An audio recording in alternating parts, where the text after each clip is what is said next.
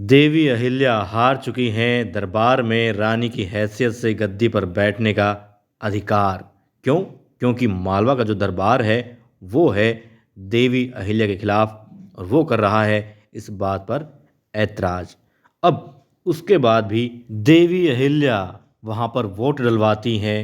किसी किसी को हो सकता है मूर्खतापूर्ण बात भी लग रही हो, मगर देवी अहिल्या ने यहाँ पर पहले ही कह दिया है कि आप सब लोगों ने हस्ताक्षर तो कर दिए, मगर फिर भी क्योंकि ये हस्ताक्षर दरबार से बाहर हुए हैं, इसलिए यहाँ पर दरबार में फिर से दरबार की जो औपचारिकता है, विश्वसनीयता है, उसे बरकरार रखते हुए, परंपरा को बरकरार रखते हुए दरबार में फैसला लिया जाएगा।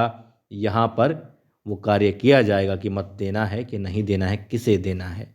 इसलिए देवी अहिल्या यहाँ पर सबको मत देने का अधिकार देती हैं। अब यहाँ पर देवी अहिल्या पक्ष और विपक्ष में वोट तो डलेंगे ही डलेंगे, लेकिन साथ में यहाँ पर यह भी रहेगा कि देवी अहिल्या ने अपना अंतिम प्रयास किया और महज यूं ही किसी के कहने भर से गद्दी को नहीं त्यागा, बल्कि जो अपना कर्तव्य निष्ठा के साथ में निभाती आई हैं उसे अब तराजू पे तोला है। तराजू किसका है? मंत्रिमंडल का है, प्रजा का है कि वो सही करती आई हैं, गलत करती आई हैं, या फिर उनकी सबसे बड़ी गलती यही रही कि उन्होंने खुद से ज़्यादा सदैव दूसरों के हित में कार्य किए।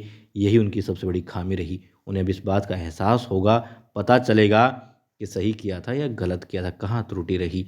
और कम से कम ये रहेगा कि हाँ, अंतिम बार भी प्रयास किया और जो बातें उन्होंने कही कि तुकोजी भी मरने और मारने पर आमादा रहते हैं मालवा की खातिर, और गंगूबा भी यही बात कहते हैं, और यही बात देवी अहिल्या ने भी कही कि वो भी एक क्षण की देरी नहीं करती, ये विचार करने में नहीं बल्कि ये कर्म करने में कि मारना है कि मरना है मालवा की खातिर। अपने प्राणों की आहुति किसी भी क्षण वो देने को तैयार हैं अपने मालवा राज्य की खातिर।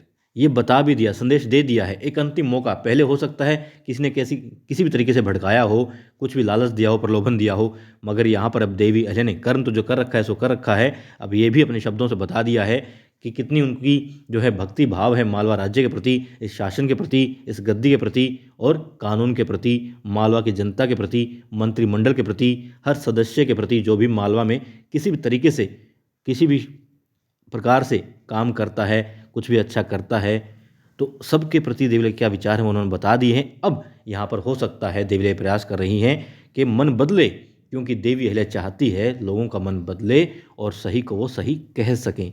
उन्हें भी पता है कि हाँ, यहाँ गलत ये लोग कह रहे हैं और गंगूबा ने भड़काया है, वरना ये लोग काम ये नहीं करते। तो यहाँ पर देवी अहिल्या जो जनादेश आ रहा है उसे बदलना चाहती हैं, उसमें कुछ परिवर्तन करने की उम्मीद उन्हें लगती है, इसलिए वो यहाँ पर वो शब्द कह रही हैं और इसीलिए उन्होंने मौका दिया है। वरना वो गुस्से में आकर के या सिर्फ दुख में आकर के इस गद्दी को त्याग सकती थी, लेकिन उन्होंने नहीं। उन्होंने खुद को और इस मंत्रिमंडल को एक मौका दिया है कि वो जो स्वर्णिम मौका उन्हें दे रहे हैं, तो देवी अहिल्या भी उन्हें एक मौका दे कि सही को वो लोग सही कह सकें बिना किसी लालच, प्रलोभन या फिर डर के। क्योंकि गंगूबा से उन्होंने कहा कि आपने बहुत अच्छा स्वर्णिम मौका दिया है देवी अहिल्या को कि वो देवी अहिल्या अपने पक्ष में नहीं बल्कि विपक्ष में मतदान करे। तो यहाँ पर देवी अहिल्या ने कोई मूर्खता नहीं की है, जैसे तुगु जी को लग रहा है, यशवंत को लग रहा है कि नहीं गलत हो गया है, मतदान तो देवी अहिल्या के खिलाफ होगा। लेकिन नहीं, ऐसा नहीं होगा, क्योंकि देवी अहिल्या ने जो अंतिम प्रयास किया है, जो बातें कही हैं, वो कहीं ना कहीं दरवाज़ा खटखटाएंगी उन लोगों का जिन्होंने हस्ताक्षर किए हैं कि सही को सही कह पाएँ, अपनी अंतर आत्मा की आवाज़ सुने, और यकीनन यहाँ पर अब जो जनादेश है वो बदल जाएगा।